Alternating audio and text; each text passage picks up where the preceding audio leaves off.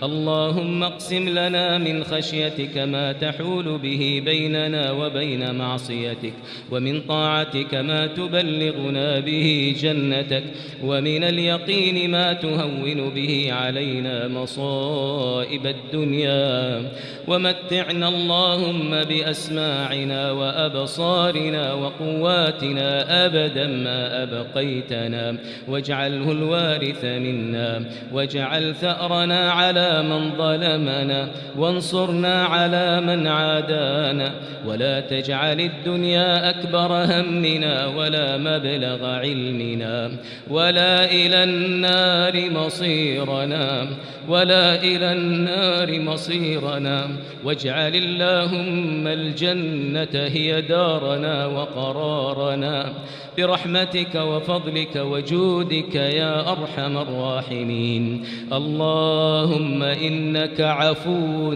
تحب العفو فاعف عنا، اللهم إنك عفو تحب العفو فاعف عنا، اللهم إنك عفو تحب العفو فاعف عنا.